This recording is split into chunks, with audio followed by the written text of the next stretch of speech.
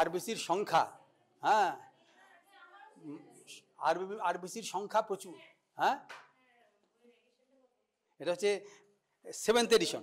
এটা পুরনো এডিশন হলেও ক্ষতি নেই, এটা কোনো পুরনো এডিশন হলেও কোনো ক্ষতি নেই। হ্যাঁ, কারণ সব বই প্রায় লেখা আছে। আমি এটা কিন্তু আমি মানে বুঝতে পারছো, মানে যাদের সময় পড়াশোনায় কম দেয় তাদের জন্য আমি এটা বলছি, বুঝতে পারছো এটা। হ্যাঁ, যারা সময় বেশি দেয় তারা আরও ভালো বই, আরও ডক্টর জৈন বা অন্যান্য বই আছে, হ্যাঁ LPR এর বই আছে, সেগুলো তারা দেখতে পারো। মানে যারা ফাঁকিবাজ আমার মতন আর কি, তারা এই সমস্ত বইগুলো পড়ে যাতে দ্রুত কভার করা যায়, এর জন্য। কাজেই এটা আমি কোনো বই প্রমোট করছি না, বুঝতে পেরেছো এখানে। হ্যাঁ, এই ভদ্রলোক আমার পরিচিত, কিন্তু সেটা আলাদা জিনিস, কিন্তু ইনি খুব সিনসিয়ার এবং হি ওয়াজ এ ভেরি গুড টিচার। এখনও মানে গভর্নমেন্ট সার্ভিসের পরে অন্য জায়গায় সার্ভিসে আছেন, প্রাইভেট জায়গায়, প্রামাণিক। আরবিসি সংখ্যা প্রচুর। তোমাদের আরবিসি কাউন্ট সম্বন্ধে নিশ্চয়ই ধারণা আছে। আরবিসি কাউন্ট কত? নর্মাল আরবিসি কাউন্ট কত? অ্যাভারেজ মেলে আরবিসি কাউন্ট কত? 5 আচ্ছা 5 মিলিয়ন পার কত? কি বলছো তুমি? সেটা তোমার আয়তনটা জানতে হবে তো, কতর মধ্যে কতটা থাকলে তবে তো তোমার সেটা জ্ঞান বুদ্ধিতে কুলাবে। হ্যাঁ, বুঝলো, কিউবিক মিলিমিটার, তার মানে বুঝতে পারছো 1 মিলিমিটার কত ক্ষুদ্র। 1 সেন্টিমিটার এর থেকে অর্ধেক প্রায় হবে, তার আবার 10 ভাগের 1 ভাগ হচ্ছে মিলিমিটার। সেরকম 1 মিলিমিটার ঘনক, বাংলায় বলে ঘনক, তার ভিতরে যেটা আছে 5 মিলিয়ন, মানে 5 × 10⁶, মানে হচ্ছে 10 লক্ষ, ওরকম থাকে, সেটা 1 মিলিয়ন, 5 মিলিয়ন থাকছে। হ্যাঁ, তার মানে কত ক্ষুদ্র, খালি চোখে এই জন্য আরবিসি দেখা যায় না। তোমরা তো ড্র করে দেখেছো, আরবিসি খালি চোখে দেখা যায়? কিছুই যায় না। মাইক্রোস্কোপের তলে তোমার সেক্ষেত্রে তুমি বুঝতে পারো সেপারেটলি আরবিসিগুলো রয়েছে। কাজে এর গণনাটা খুব দরকার আছে। তার কারণ হচ্ছে অ্যানিমিয়া অনেক রোগীর সঙ্গেই থাকে, এর জন্য এটা রুটিন টেস্টের মধ্যে একটা পড়ে। এখন সেই কাউন্টটা করতে হলে পরে সেটা জন্য তার মানে বোঝাই যাচ্ছে এর মাইক্রোস্কোপের সাহায্য নিতে হবে। অয়েলের ব্যাপার নেই এখানে, লো পাওয়ার হাই পাওয়ারের সাহায্য নিতেই হবে, কারণ তুমি দেখাই তো যাচ্ছে না তুমি কী করে করবে। আর অত সংখ্যক যদি গণতে হয়, সেটা একটা মানে সেটা ডাইলুট না করলে পরে কী করে সম্ভব হবে, বুঝতে পারছো তো? এই লক্ষ লক্ষ লোকের যে ভোট হচ্ছে, আগে যখন ভোট হতো ব্যালটে, হ্যাঁ, তখন সেখানে বান্ডিল থাকতো, তাহলে পরে গণনা করবে কি করে? একসঙ্গে গণনা করা যায় না। সেজন্য সেটাকে পৃথকভাবে সেটাকে নিতে হবে, ডাইলুট করে নিতে হবে। ডাইলুট না করলে পরে হবে না, সেজন্য ডাইলুশন সেখানে করতে হয়। অন্ততপক্ষে 100 ডাইলুশন না করলে গণনা করা কঠিন হয়ে পড়ে, এত সংখ্যায় ছড়িয়ে থাকে। সেজন্য আরও বেশি ডাইলুশন করতে হয়। সেই ডাইলুশন করার জন্য যেই অ্যাপারেটাস আছে, এই যে এখানে লেখা আছে দেখবে হিমোসাইটোমিটার। হ্যাঁ, হিমোসাইটোমিটার। আরেকটা দেখবে কত লেখা আছে হিমোগ্লোবিনোমিটার, সেটা দিয়ে হিমোগ্লোবিন এস্টিমেশন করা যায়। এই যে কিটের এর মধ্যে এর জন্য হিমোসাইটোমিটার। কাজেই এখানে RBC, WBC count, platelet count সবই করা যায়। তা এখন তোমার এটা এর সাহায্যে করা যায়। এবং এটাতে কি কি থাকে হচ্ছে একটা কাউন্টিং চেম্বার আর পিপেট। এই পিপেটিংয়ের সাহায্যে এটা করতে হয়, ডাইলুটটা করতে হয়। এই হচ্ছে তোমার ব্যাপার, বুঝলে? ডাইলুট করতে হবে। ডাইলুট করার জন্য এরকম 2টো পিপেট আছে, একটা হচ্ছে ডাব্লিউবিসির জন্য আর এটা হচ্ছে আরবিসির জন্য। এখন যেহেতু আরবিসির সংখ্যা অনেক বেশি, ডাব্লিউবিসি থাকে থাউজেন্ডসে, যদি 10,000ও ধরো তাহলে যদি ভাগ করো তাহলে তুমি পাবে 5 × 10⁶ ডিভাইডেড বাই তোমার যদি 10,000 হয়, মানে হচ্ছে 10⁴, তাহলে 5 এখানে 2 পরে রইল, 500 গুণ বেশি আছে। হ্যাঁ, কাজে সেক্ষেত্রে এর ডাইলুশনটা অতটা হবে না, কিন্তু এর ডাইলুশন অনেক বেশি করতে হবে। কাজে এর সাধারণত 200 ডাইলুশনে আমরা করি, আরও অন্যান্য ডাইলুশনও করা যায় প্রয়োজনে। আর এখানে ডাইলুশনটাও অনেক কম, এখানে 10-20 এরকম ডাইলুশন নেওয়া হয়। তা প্রথম দিন তোমাদের যে আমার ইচ্ছা আছে যে আজকে তোমরা ফোকাসিং করবে এবং আজকে কাউন্ট করার চেষ্টা করবে। আর এই সপ্তাহের যে বাকি দিনটা পাবে, আজকে হচ্ছে সোম আর বৃহস্পতি তোমাদের আছে, বৃহস্পতিবার দিন আজকে মোটামুটি অভ্যাস হয়ে থাকবে, আর বৃহস্পতিবার দিন তোমরা নিজেরা ফাইনাল করতে পারবে। এর বেশি প্রয়োজন পড়বে না। যদি প্রয়োজন পড়ে তোমরা আমাকে বলবে, তার পরের সপ্তাহে এর পরের সপ্তাহেই ডাব্লিউবিসি কাউন্ট হবে, বুঝতে পেরেছো? এখন এই যে কাউন্টিং করার জন্য কোথায় কাউন্ট করবে, এটা তোমার এটা করার জন্য একটা রুলড এরিয়া চাই, একটা নোন ভলিউমের উপর কাউন্টটা করতে হবে।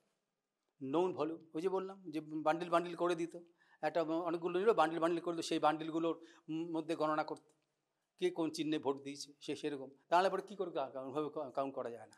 সবগুলো যখন ভুল হয়ে পড়ে থাকে কেউ কাউন্ট করতে পারবে না। তাহলে এখন সেক্ষেত্রে এই জন্য এই ব্যবস্থা রয়েছে, এটা কাউন্টিং চেম্বার। আগে তো সমস্ত ম্যানুয়ালি হতো, এখন ইলেকট্রনিক্যালি হয়।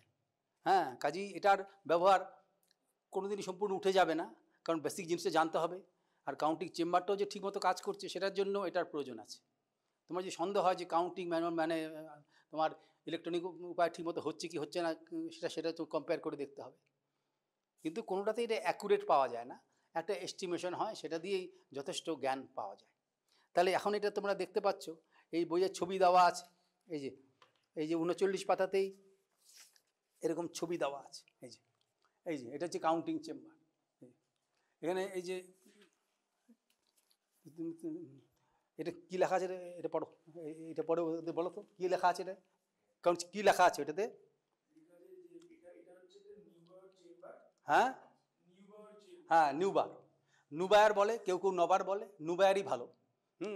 কারণ এটা বিদেশিদের লোক, ওরা কী উচ্চারণ অত গভীরভাবে জানতে হলে তোমাকে তাহলে পরে এসে দেখবে, গুগলে সার্চ করে দেখবে প্রকৃত উচ্চারণটা কী। কিন্তু আমি বাংলা বইয়ে যা দেখেছি নুবায়ার বলেছে। আর এখানকার বেশিরভাগ যারা স্টাফ তারা নবার চেম্বার বলে, তাতেও কোনো দোষ নেই। হ্যাঁ, বিদেশিদের নাম তো আর করতে হবে না, তো আর নিখুঁত না হলেও কিছু যায় আসে না। তাহলে পরে এখানে কী লিখে, তারপরে কী লিখেছে এখানে, এটা কী দেখিয়েছে এই জায়গাটায়, কী দেখিয়েছে এখানে, এই যে হ্যাঁ, এটা এই যে মাঝখানে দেখতে পাচ্ছ, এটা হচ্ছে সেন্ট্রাল প্ল্যাটফর্ম। সেন্ট্রাল মানে এটা কেন্দ্রীয় প্ল্যাটফর্ম। তারপরে হ্যাঁ, কাউন্টিং গ্রিড। এই যে এটা হচ্ছে তোমার, এই যে এখানে কাউন্টিং গ্রিড আছে, এখানে দুটো কাউন্টিং গ্রিড আছে, মাঝখানে একটা এইচ প্যাটার্নের একটা ডিপ্রেশন আছে, এইচ প্যাটার্ন ডিপ্রেশন আছে, বোঝা গেল? এবং এখানে একটা গাটার দিয়ে সেটা এই জন্য এইচ প্যাটার্ন হয়েছে। এবং এই যে এর যে সারফেস, যখন তুমি এই যে, এবং এখানে এর উপরে তুমি যে কভার স্লিপ রাখছো, কভার স্লিপ থেকে এই যে কাউন্টিং চেম্বারের ডেপথ আছে 1/10 মিলিমিটার, 1/10 মিলিমিটার এই ডেপথ আছে। মানে ঠিক মতন যদি চার্জিং করা যায় তাহলে পরে ওই ডেপথে থাকবে। আর এখানে এই যে নিচে এখানে ঘর কাটা আছে, ETCHING এচিং তোমার এখানে করা আছে। এবং সেখানে তোমার আরবিসি কাউন্ট করার এবং ডাব্লিউবিসি কাউন্ট করার সেখানে স্কোয়ার আছে। এটা হচ্ছে 9 মিলিমিটার স্কোয়ার, এ পাশে একটা আছে, এ পাশে একটা আছে, 9 মিলিমিটার স্কোয়ার। তার মধ্যে 4টে যে কর্নার স্কোয়ার, হ্যাঁ 4টে কর্নার স্কোয়ারে আর ডাব্লিউবিসি কাউন্ট হয়। সেখানে প্রত্যেকটাতে 16টা করে ভাগ আছে। ভুল বলছেন, ছবিতে ঠিক মতো সেরকম দেওয়া আছে তো, দেখে বলবে ভুল টুল হয়েছে কিনা। কর্নার যে স্কোয়ার 4টে রয়েছে, হ্যাঁ 16টা ভাগ করা আছে তো, হ্যাঁ 16টা ঘর কাটা আছে, ভুল ভালো বলবে। তাই এটা ডাব্লিউবিসি কাউন্ট হয়। আর কেন্দ্রীয় যেটা আছে একদম সেন্টারে, সেটাতে আরবিসি কাউন্টিং আছে। এবং সবটাই 1 মিলিমিটার স্কোয়ার রয়েছে। এবং সেখানে 1 মিলিমিটার স্কোয়ার, সেখানে আবার 25টা ভাগ করা আছে। 25টা ভাগকে আবার এক একটা 25 যে ভাগ পেলে, লার্জ স্কোয়ার, স্মলেস্ট স্কোয়ার, আবার এক একটা ঘর আবার 16টা করে ভাগ আছে, 16টা করে ভাগ আছে। কেন এরকম ব্যবস্থা করা আছে? গণনার সুবিধার জন্য, গণনার সুবিধার জন্য, তার নাহলে গণনা করা যায় না, বুঝতে পারছো? এই জন্য এরকমভাবে ভাগ করা আছে। এখন সেখানে এইবার আরবিসি জানতে হলে পরে তোমাকে ব্লাডটা তোমাকে কীভাবে কালেক্ট করতে হবে, তুমি ফিঙ্গার প্রিক করো ব্লাড নিতে পারো। এবং সেটা জানতে গেলে ব্লাডটা কীভাবে নিতে হবে সেটার জন্য তোমার পিপেটে আসতে হবে। পিপেট, এই যে পিপেটটা দিয়েছে, এটা যেই কোম্পানি তৈরি করেছে সেটা আরবিসি বিটটা একটু ছোট আছে। এই যে আরবিসি বিটটা নড়ছে না, আরবিসি বিটটা নড়ছে না, এটা ঠিক নয়, এটা ফ্রিলি রোল করবে। কেন নড়ছে না? তার মানে এর গায়ে জল লেগেছিল বা কোনো কিছু সে অ্যাডহেসিভনেসের মতো আটকে রয়েছে। কাজে এই পিপেটটা ভালো করে পরিষ্কার করা দরকার। এই অবস্থায় না হলে এই পিপেটের কাজটা পাওয়া যাবে না। রেড বিটটার কাজটা হচ্ছে সেটাকে ডাইলুশনটা ঠিক মতো করা। কারণ যা কিছু আছে আরবিসি বা এগুলো যেটা হচ্ছে সেগুলো সবই সাসপেনশন, বুঝলি তো? অবদ্রব অবস্থায় থাকে, যে নড়াচড়া না করলে ঠিকমতো মিক্সিং হয় না, সম্পূর্ণ হোমোজেনাইজড কোনো দিন হবে না যদি না নেচার করে দেয়। যেমন জলের মধ্যে তুমি যদি চিনি ঢেলে দাও অথবা যদি সুগার ঢালো, নেচার সেটাকে একদম হোমোজেনিয়াস সলিউশন করে দেবে। তার যে কোনো অংশ থেকে তুমি নাও, দেখবে কনসেন্ট্রেশন সমান রয়েছে। কিন্তু যেটা সেটা নয়, সাসপেনশন, সেখানে যত চেষ্টাই করো না কেন সেরকমভাবে সমবন্টন হবে না। বুঝতে পেরেছ? এর জন্য যা কিছু কোনো দেশের কোনো সরকার কোনো লোককেই সমানভাবে বন্টন করে না। বুঝতে পেরেছো? করা সম্ভবও না।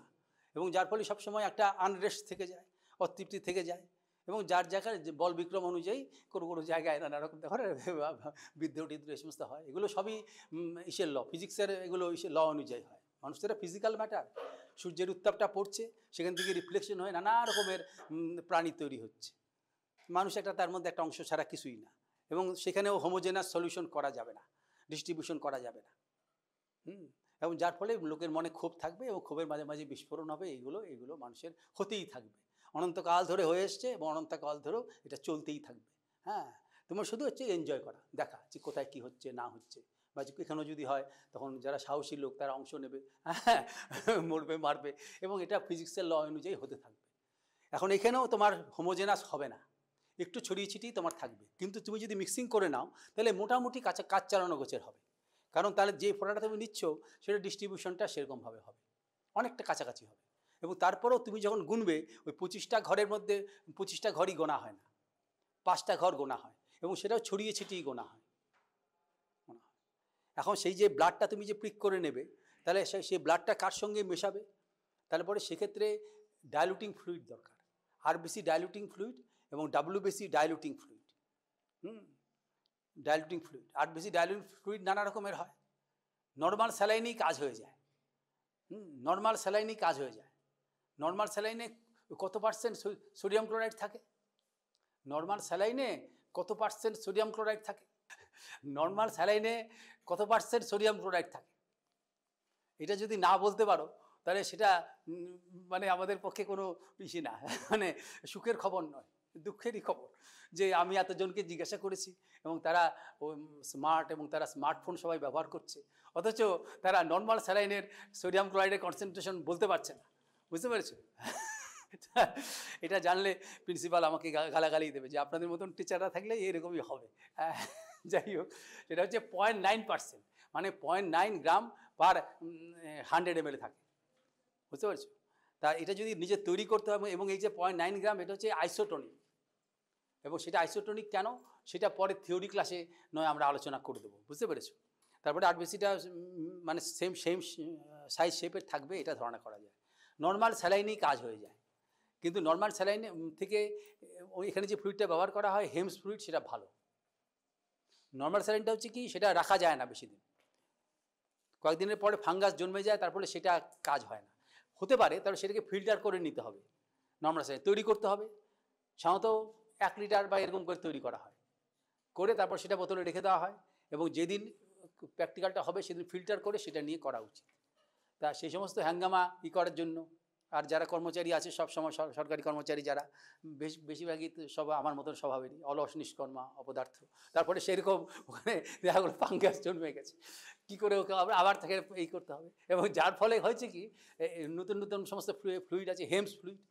হেমস ফ্লুইডের কম্পোজিশন এটাতে আছে সোডিয়াম ক্লোরাইড এবং সোডিয়াম সালফেট এবং আর আছে মার্কিউরিক ক্লোরাইড।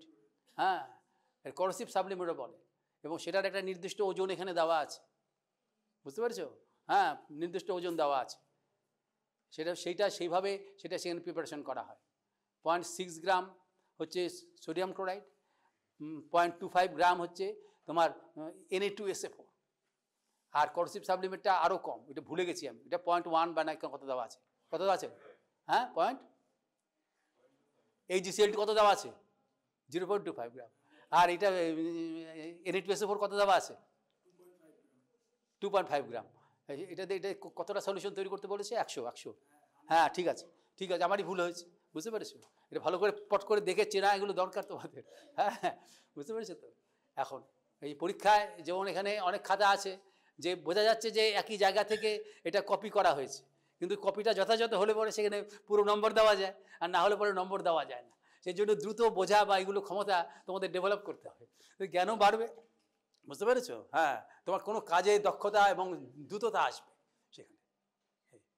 কারণ এটা তিনটা দেওয়ার কি সুবিধা, তোমার সোডিয়াম ক্লোরাইড এবং সোডিয়াম সালফেট এই দুটোই অসমোলারিটি মেনটেন করবে, কিন্তু দেখা গেছে যে সোডিয়াম সালফেট যদি থাকে তাহলে পরে রুলো ফর্মেশন কম হয়। রুলো ফর্মেশন, আরবিসি রুলো ফর্মেশন মানে তোমরা দেখেছো গায়ে গায়ে গায়ে গায়ে লেগে থাকে, ওদের টেন্ডেন্সি হচ্ছে একটার সঙ্গে একটা অ্যাটাচড হয়ে থাকার। রুলো ফর্মেশন মানে কয়েনের পাইলসের মধ্যে থাকার চেষ্টা করে, কাজেই সেটা হলে পরে অসুবিধা হয়, ঠিকমতো ছড়িয়ে পড়তে পারে না। সোডিয়াম সালফেট দিলে এটা হয়। আর করোসিভ সাবলিমেন্ট মার্কারি বিষাক্ত পদার্থ, শুধু আমাদের ক্ষেত্রে না, নানা রকম মাইক্রোবের ক্ষেত্রে, ফাঙ্গাস, ব্যাকটেরিয়া এগুলোর ক্ষেত্রে সব এটা হচ্ছে বিষাক্ত পদার্থ, তারপরে প্রিজারভেটিভ হিসেবে কাজ করে। কাজেই তোমার একবার যদি তুমি এটা সলিউশন তৈরি করে রেখে দাও, হ্যাঁ, অনেক দিন রাখতে পারবে ইনডেফিনিট পিরিয়ডের জন্য, কিন্তু প্রত্যেক দিনের উচিত সেটাকে ফিল্টার করে ফ্রেশ করে সেটা করা, বুঝতে পেরেছো? এখন সেখানে তোমার যদি সাপ্লাইড ব্লাড থাকে সেটা ভালো, যদি না থাকে তাহলে ফিঙ্গার প্রিক করে এরকমভাবে তোমাকে ব্লাডটা নিতে হবে, তোমার প্রায় ক্যাপিলারি অ্যাকশনেই চলে যাবে, 0.5 অবধি তোমার চলে আসবে। এটা হচ্ছে তোমার একটা ক্যাপিলারি ভিতরে আছে, ক্যাপিলারি উপরেও ক্যাপিলারি আছে, নিচেও আছে, সেখানে তুমি টাচ করলে পরেই দেখবে ব্লাডটা উপরের দিকে আসছে, এবং দেখবে যে কোনো এয়ার বাবল যেন না হয়, এখানে 5 অবধি তোমার নিতে হবে, 0.5 অবধি নিতে হবে, 0.5 নিয়ে তারপরে সাবধানে এটা মুছে দিয়ে যেন ব্লাড বেরিয়ে না যায়, তারপরে ওখানে একটা পেটি ডিশের মধ্যে করে অথবা বটলে, ছোটো বটলে, সেখানে তোমার আরবিসি ফ্লুইডটা থাকবে, সেটা তুমি সাবধানে তুলবে, এবং উপরে যে দাগ আছে এখানে নিচে 1 আছে, এখানে 101 আছে, এই 101 অবধি তোমার ডাইলুটিং ফ্লুইডটা তুলতে হবে। এবার তুললেই হবে না, তুললে পরে যেন না পড়ে যায়, হরাইজন্টালি রাখতে হবে, এবং এইভাবে তোমার সুবিধা মতো তুমি এটাকে করে নেবে, এইভাবে কানে এইভাবে নাড়াবে, হরাইজন্টালি এভাবে নাড়লে পরে সেটা খানিকক্ষণ নাড়ালে পরে 1-2 মিনিট নাড়লে পরে এটা মিশে যাবে, এবং যাতে প্রপারলি মিশে যায় সেই জন্য এখানে একটা রেড বিট দেওয়া আছে। রেড বিটের দেওয়াতে কি, এখানে রেডটা মানে যে আরবিসি পিপেটটা সহজেই চেনা যায়, বাল্ব দিয়েও চেনা যায়, কিন্তু দূর থেকে দেখে বোঝা যায় না। আর এটা যেন ফ্রিলি মুভ করে, এটা ফ্রিলি মুভ করছে না, তার মানে এটাকে ওয়াশ করে নিতে হবে ভালো করে, বুঝতে পেরেছো? ফ্রিলি মুভ করবে, এবং ফ্রিলি মুভ করার থেকে তুমি বুঝতে পারবে যে এটা আসলে ড্রাই আছে। ড্রাই যদি না থাকে তাহলে হবে না, তার কারণ ক্যাপিলারি, এটা যদি ওয়েট থাকে তাহলে পরে কী হবে, ক্যাপিলারির ভিতরে একটা জলের স্তর রয়ে যাবে, কাজেই তারপরেও তুমি ব্লাডটা নিচ্ছ, তার মানে কি অলরেডি তো সে ডাইলুট আরও মোর ডাইলুট হয়ে যাবে। কাজে সেই জন্য যেন অ্যাবসলিউটলি ড্রাই থাকে সেটা দেখতে হবে, ক্লিন অ্যান্ড ড্রাই থাকে, সেটা 0.5 অবধি নেবে, নিয়ে তারপরে ব্লাডটা টেনে টেনে 101 অবধি নিয়ে যাবে। 101-এর উপরে বেশি উপরে যেন না যায়, 100 উপরে যদি যায় তার কী হতে পারে, কাউন্টিংটা মানে লেস কাউন্টিং হতে পারে। কেন হতে পারে সেটা আগে বুঝে নাও যে নর্মাল কাউন্টিংটা কোথায়। তুমি ওখানে 101 অবধি নিয়েছো আর এখানে 1 অবধি আছে, তাহলে পরে এই যে বাল্ব এবং তার সংলগ্ন যে ক্যাপিলারি, তাহলে সেখানে ডাইলুশনটা হয়েছে, আর যে ক্যাপিলারি বাকি অংশ সেটা হয়নি, সেটা এই ডাইলুশনে অংশ নেয়নি। তা এখন এইখানে 0.5 ব্লাড সেটাকে ঠেলে উঠছে ডাইলুটিং ফ্লুইড, তাহলে 101 থেকে 101-এর মধ্যেই সেটা মিক্সিং হবে। তুমি যতই চেষ্টা করো না কেন তোমার ওটা আর মিক্সিং হবে না, ওইটা আর ওই যে বাদবাকি অংশে, মানে এখানে 1-এর নিচে অংশে বা 1-এর উপরের অংশে সেটা ডাইলুশন হওয়ার সম্ভাবনা সেটা আছে তোমার খুব কম। এখন তারপরে 0.5 ডাইলুশন হচ্ছে কোথায়, টোটাল হচ্ছে 101 - 1 হচ্ছে 100, তাহলে 100 আয়তনের মধ্যে 0.5 ব্লাড রয়েছে, 0.5 ব্লাড ভলিউম রয়েছে 100-তে, তাহলে 1 রয়েছে উভয় পক্ষে 2 গুণ করলে পরে 200 হচ্ছে ডাইলুশন ফ্যাক্টর। এবার ক্লিয়ার হয়েছে জিনিসটা? এখন এইখানে তারপর তোমার এটা করার পরে ভালো করে নাড়ার পরে তারপরে তুমি এটা কাউন্ট করতে পারবে, কিন্তু কাউন্ট করার আগে ওই যে স্টেমের ভিতরে যে অংশটা ছিল এখানে 1-এর পরে মানে আগে এর ডিস্টালি যে অংশটা ছিল তার সেখানে সে তো অংশ নেয়নি, কাজে সেটাকে ডিসকার্ড করতে হবে, প্রথমে 2 ফোঁটা ফেলে দিতে হবে, 2 ফোঁটা ফেলে দিলে পরে এই ক্যাপিলারি থেকে ব্লাডটা বেরিয়ে গেল, যেটা মিশ্রণ সেটাই দিয়ে চার্জ করবে, কারণ যদি শুধু ক্যাপিলারি দেওয়া তারপরে আরবিসি কাউন্ট খুবই কম পাবে বা পাবেই না আরবিসি, এই হচ্ছে তোমার এটা হচ্ছে ব্যাপার এগুলো। এবং তোলার সময় দেখবে যে কোনো যেন বাবল না থাকে। যদি তোমার বাবল থাকে সেই বাবলটাও সেটা যদি বাবলটা যদি উপরে থাকে তাহলে পরে সেখানে সেই স্পেসটা নিয়ে নিয়েছে, তাহলে সেক্ষেত্রে কাউন্ট সেখানে বেড়ে যেতে পারে। আর বাবল যদি নিচের দিকে থাকে তাহলে পরে সেখানে ব্লাডটা কম আছে, কাউন্টটা কম হবে। আর 1-এর উপরে চলে গেলে অসুবিধাটা হচ্ছে তোমার 101-এর উপরে 101 অবধি তুমি তুলেছো তো, অলরেডি তো মিশ্রিত হয়ে গেছে। এইবার 101-এর উপরে যে অংশ সেটা তো মিশ্রণে অংশ নেবে না, তখন কিছু 101 যখনই পার হলো তখন বাল্বটা পার হয়ে আসছে, সে কিছু কিছু আরবিসি নিয়ে চলে আসছে, কিছু কিছু সেটা তো মিশ্রণ হয়েছে, পুরো মিশ্রণ না হলেও মিশ্রণ তো হয়েছেই। তবে সে আরবিসি কন্টেনিং ফ্লুইড যেটা 101-কে ক্রস করে নিয়ে চলে এসছে সে আর মিশ্রণে অংশ নিতে পারছে না, তারপরে সেক্ষেত্রেও কাউন্টটা কম হবে। 101 অবধি তোমার নর্মাল তুমি কাউন্ট হবে। তারপরে তুমি যদি বেশি যদি টেনে ফেলো, এক দাগটা প্রায় পার হয়ে যায়, তাহলে পরে সেক্ষেত্রে যে বাড়তি যেটা অংশ হলো সেটা তো মিশ্রণটাকেই নিয়ে আসছে। মিশ্রণের মধ্যে যে আরবিসিটা 101-এর উপরে অংশে রয়েছে সেটা তো মিশ্রিত হতে পারছে না, তার মানে আরবিসিটা লস্ট হলো। তাহলে সেক্ষেত্রে লস্ট হলে পরে সেখানেও কাউন্ট কম হবে। বুঝতে পারছো জিনিসটা? হ্যাঁ, সেই জন্য 101 অবধি এখানে থাকা দরকার। পরীক্ষায় জিজ্ঞাসা করতে পারে যে এখানে কী জন্য এটা কম হচ্ছে। প্রথমে জিজ্ঞাসা করবে না, যখন দেখবে তুমি উত্তরটা তো দিতে পারছো, ঠিকমতো করতে পেরেছো, তখনই জিজ্ঞাসা করবে। তখন যদি উত্তর দিতে পারো তাহলে বুঝতে হবে না এর মানে যে লোকটা বলছে সেটা এর বিবেচনা বোধ আছে। হ্যাঁ, বুঝতে পারছো তো, বিবেচনা বোধ আছে। কাজেই তোমাকে সাবধান একটু হতে হবে এদিক দিয়ে। আর এইখানে তোমার ডাব্লিউবিসি কাউন্টটা পরের দিন বলবো। এখন এটা ফোকাস করা, এবং ফোকাস করতে হলে পরে সবসময় জানবে, আমি প্রথমে বলেছি আমাদের যে রুল, প্রথমে লো পাওয়ারে ফোকাস করতে হবে, তারপরে হাই পাওয়ারে ফোকাস করতে হবে। লো পাওয়ারে ফোকাস না করলে ফোকাস করা খুব অসুবিধা হবে।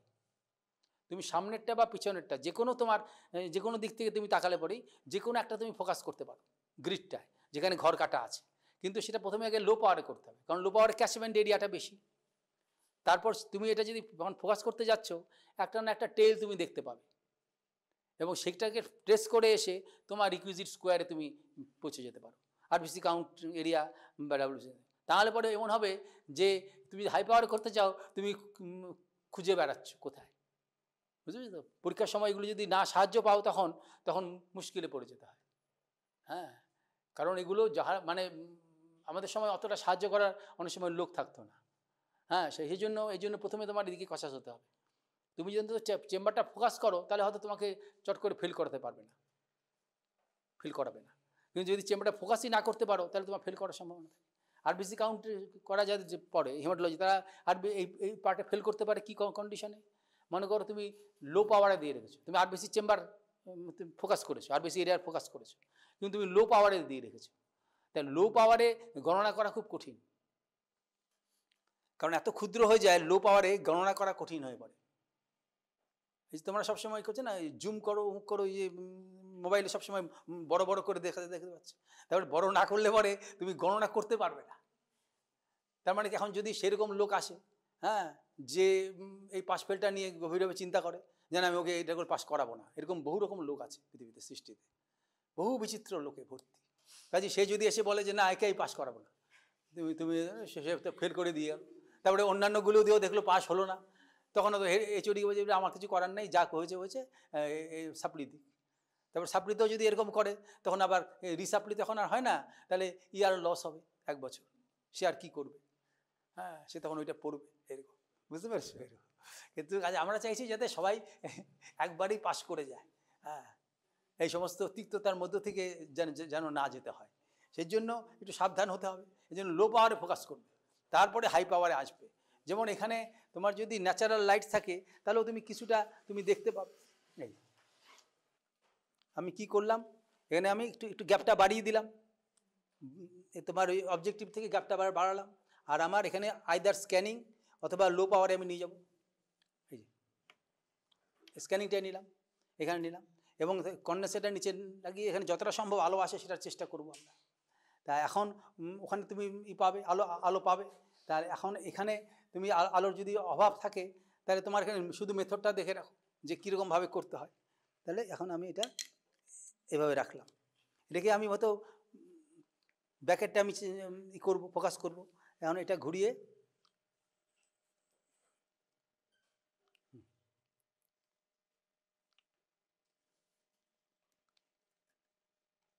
এবারে ঘুরিয়ে দেখব, বাইরে থেকে আমি দেখব যে এই যে অবজেক্টিভের যে লেন্সের যে অপটিক্যাল অ্যাক্সিস সেটা কোথা দিয়ে গিয়েছে, যেটা হচ্ছে একদম অ্যাপারচারের সেন্টার দিয়ে গিয়েছে ভার্টিক্যালি। তা সেটা দেখব যে এর অপোজিটে পড়ছে কিনা গ্রিডটা। তাহলে যদি সেটা তোমার এই পাশে ওপাশে না থাকে তুমি না বুঝতে পারবে না। যদি দেখো যে না এটা মনে হচ্ছে তোমার কিছুটা তোমার অনুমানের সাহায্য নিতে হবে। গ্রিডটা যদি সেন্টারে থাকে তাহলে সেখান দিয়ে অবজেক্টিভ লেন্সের যে অপটিক্যাল অ্যাক্সিস তার বরাবর থাকছে। কাজেই তুমি এখানে আশা করতে পারো যা কিছু এখানে আছে আমি এখানে দেখতে পাবো, আমার দেখতে পারা উচিত। তখন এটা তুমি কাছাকাছি নিয়ে গেলে, এইবার নিয়ে গিয়ে তুমি দু চোখে দেখার চেষ্টা করবে। এটা হলো এক চোখে যদি কিছু ভালো বোঝা যাচ্ছে না ওখানে লাইটের অভাবে, তা তোমার এখন এভাবে তুমি এটাকে একটু উপরে তুললে পরেই তোমার এখানে ফোকাসটা হয়ে যাবে। হ্যাঁ, ফোকাসটা হয়ে গেলে পরে মনে করে ফোকাস হয়ে গেছে। তখন তুমি 9টা ঘর দেখতে পাবে, মাঝখানে আরবিসি গ্রিডটাও দেখতে পাবে। এইবার তোমার হাই পাওয়ারে নিয়ে আসবে, এই যে লো পাওয়ারে, তারপরে লো পাওয়ারে তুমি দেখতে পারো ইচ্ছা করলে, লো পাওয়ারে, তারপরে নয় হাই পাওয়ারে দেখবে। তুমি টাচ করছি কিনা, হ্যাঁ এটা নড়ে যাচ্ছে, তারপরে এটাকে গ্যাপটা একটু বাড়িয়ে দিতে হবে। যাই হোক, কাজ করতে গেলে সময় কোনো অসুবিধাই হবে না। এবার তুমি হাই পাওয়ারে তুমি দেখতে পাবে, একটু সরানোটা করলে পরেই তোমার ওই ফোকাসে চলে আসবে। কাজে তুমি প্রথমে আরবিসি এরিয়াটা তুমি দেখে নেবে। কি করে চিনবে? 25টা ঘর আছে, 3টা করে লাইন আছে, 3টা করে লাইন দিয়ে ওই 25টা ঘর প্রত্যেকটা ভাগ করা আছে। আর প্রতিটা সবটা এবং 25টা ঘর আছে, এই প্রত্যেকটা ঘর 25টা ঘর মিলিয়ে হচ্ছে তোমার 1 মিলিমিটার স্কোয়ার। যেমন তোমার এখানে তুমি দেখবে কাউন্ট করার নিয়মটা হচ্ছে যে এই যে ডিএলসির তোমার এটা হয়েছিল,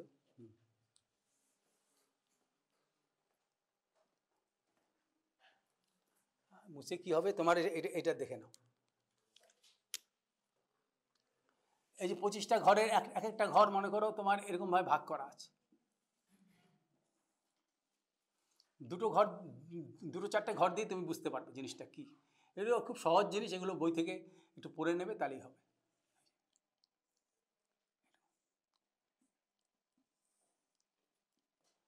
এই যে মনে করো এই ঘর ভাগ করা আছে, 3টা দাগ দিয়ে ভাগ করা আছে, বা এরকম যেখানে ভাগ করা আছে তুমি সেটা দেখে নেবে। আমি ভুল বললেও কিছু না, তুমি মাইক্রোস্কোপের তলা দেখে নেবে। এখন মনে করো তোমার আরবিসিগুলো ডিস্ট্রিবিউটেড হয়ে পড়ে রয়েছে, কখনো কোনোটায় টাচ করেছে, কোনোটা টাচ করেনি, এরকম। সেই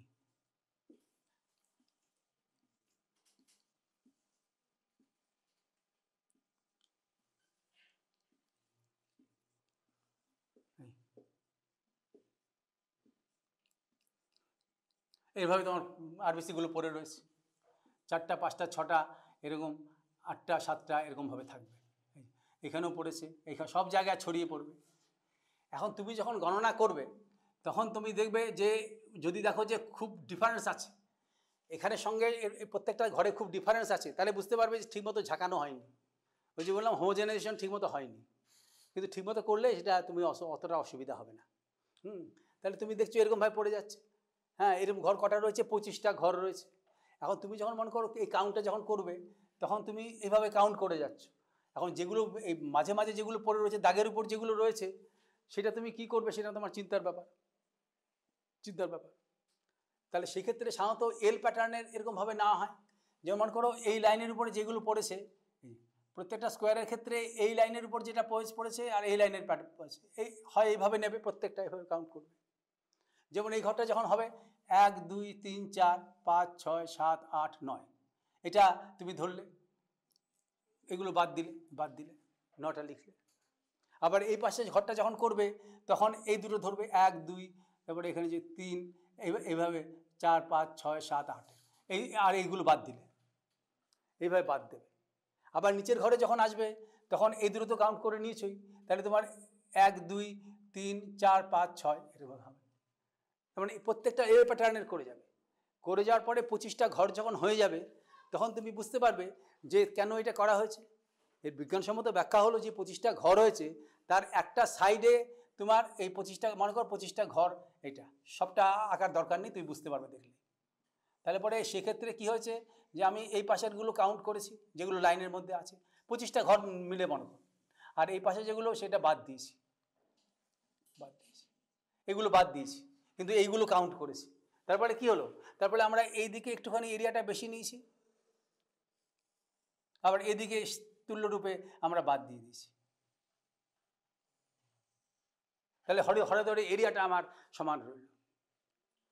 যেগুলো যারা এটা করেছে তারা বুঝতে পারছে, তাদের বিবেচনা শক্তি আমার তুলনায় বেশি, যারা কম না, এর জন্য এইভাবে করবে। আর কেউ যদি ভাবে যে আমি এইভাবে করবো, তার প্রত্যেকটা এইভাবে, মানে 25টা ঘরে প্রত্যেকটা যে কোনো তোমার এইভাবে করতে হবে, যে কোনো একটা স্মল স্কোয়ার এইভাবে নিতে হবে। করলে পরে তারপর তুমি এটা 5টা ঘর করবে, 25টা ঘরের মধ্যে 5টা ঘর করবে, 5টা ঘর করে তারপর তোমার সেটা গণনা করতে হবে, গণনা করতে হবে।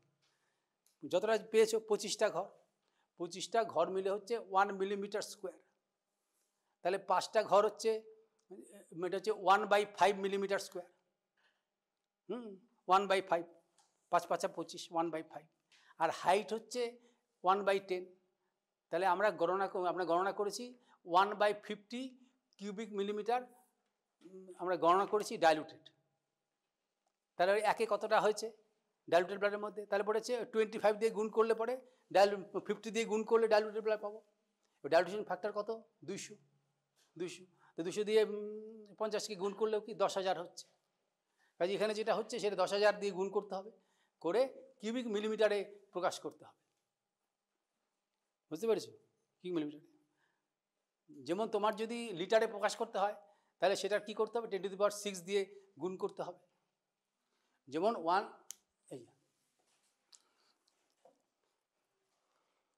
1 কিউবিক মিলিমিটার,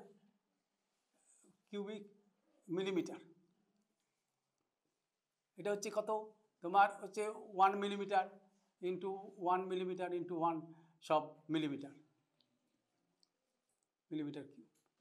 তার মানে হচ্ছে এটা হচ্ছে 1/10 ইন্টু 1/10 ইন্টু 1/10, এটা হচ্ছে সেন্টিমিটার কিউব। আর সেন্টিমিটার থেকে আবার তুমি যদি সে যে নিতে চাও, লিটারে যদি নিতে চাও, তাহলে সেক্ষেত্রে 1000 দিয়ে আরও গুণ করতে হবে, 1000 দিয়ে গুণ করতে হবে। তাহলে সেক্ষেত্রে লিটারে যদি হয় তাহলে এটা কাজে যেই কাউন্টটা পাবে তাকে তুমি 1000 দিয়ে গুণ করলে পাবে সিসিতে, যেতে সিসিতে কতটা আছে, লিটারে যখন 10⁶ দিয়ে গুণ করতে হবে এইভাবে। যদি বলে লিটারে কত আছে তাহলে সেইভাবে বইয়ে দেখবে সেভাবে লিটারে দেওয়া আছে। এরপরে যখন তোমার এগুলো আলোচনা হবে, হ্যাঁ, MCH, MCHC সব জায়গায় ক্যালকুলেশনের সময় অনেক সময় লিটারে কল্পনা করা হয় গণনাতে সুবিধার জন্য। তা সেখানে সেইভাবে এগুলো নিতে হবে। এগুলো খুব সহজ জিনিস, এগুলো যে ক্লাস নিতে হচ্ছে এটাতেই বোঝা যাচ্ছে যে এগুলো মানে মানুষের বুদ্ধিশুদ্ধি উদ্যোগামী নয়, নিম্নগামীর দিকে আছে মনে হয়। হাবভাবে না, কিন্তু বাস্তব ক্ষেত্রে এগুলো অত্যন্ত সহজ জিনিস। কাজে তোমাদের এখন যেটা যেতে হবে, এখন তোমাদের প্র্যাকটিক্যাল এটা এবার তোমার কমবে, জিনিসটা বুঝতে পারছো তো? কাজে যেটা সংখ্যায় পাবে 5টা ঘরকে তুমি যেখানে পাবে সেটা সংখ্যাটাকে পেয়ে n ইন্টু 10,000 এর মধ্যে কত আছে মানে is equal to n into ওই 50, এটা হচ্ছে তুমি কাউন্ট করবে। আর ডাইলুশন ফ্যাক্টর হচ্ছে 200। বুঝতে পেরেছো? তুমি এই ভলিউমটা তুমি কাউন্ট করেছো, তার থেকে ডাইলুটেড ব্লাডে, আর আনডাইলুটেড ব্লাডের মানে আর 200 দিয়ে গুণ করতে হবে। কাজে n ইন্টু 10,000 তুমি পাবে পার কিউবিক মিলিমিটারে, সেটা পাওয়া যাবে। হয়ে গেছে এদের, হ্যাঁ। কাজে এখানে তো আমি ফোকাস করতে পারলাম না লাইটের অভাবে, এদের দেখিয়ে দিয়েছি। আর এরা লো পাওয়ার হাই পাওয়ারে এদের জানা আছে। আর হাই পাওয়ারের ক্ষেত্রে তোমরা কন্ডেন্সারটাকে মাঝামাঝি রাখবে। আর এখানে এইসব জায়গায় খুব বেশি আলো অনেক সময় দরকার পড়ে না, সেটা তোমার হচ্ছে অ্যাপারচারটাকে কন্ট্রোল করবে, লাইটটা কন্ট্রোল করবে যাতে তোমার স্পষ্ট দৃষ্টিতে সেটা দেখতে পাবে। এগুলো খুবই সহজ জিনিস, হ্যাঁ।